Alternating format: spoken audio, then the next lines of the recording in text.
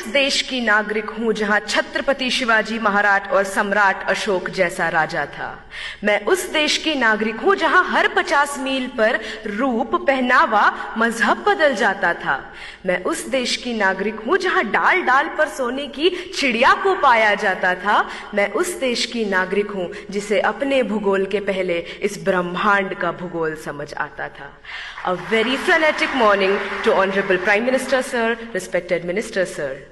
This is Shweta Umre from Government Institute of Forensic Sciences, Rashtra Sant Tukadoji Maharaj University, Nagpur, Maharashtra.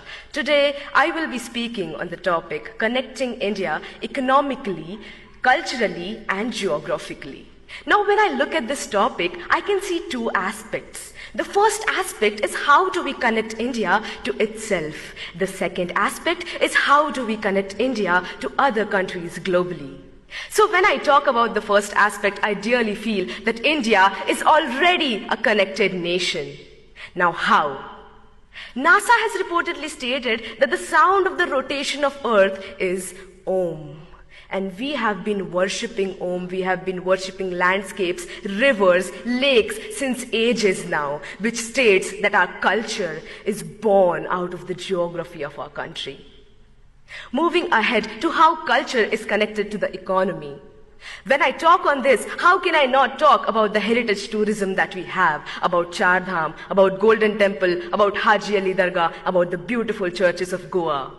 This heritage tourism generates revenue for our nation, and this revenue helps us build a better, a stronger economy. And that we have a stronger economy now, it is possible for us to reach to the portions of the country that are in the most remote areas.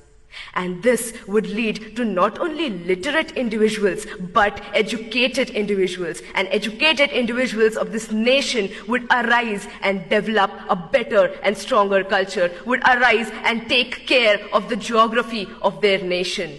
And when this would happen, our India would arise.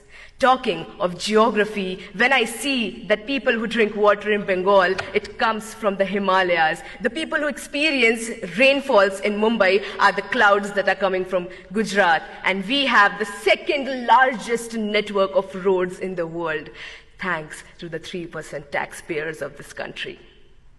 Ahead, I would like to state how India is getting connected to other countries globally. India has always been rich in cultivable land, rich in heritage, and rich is amongst all of you beautiful youth people of this country.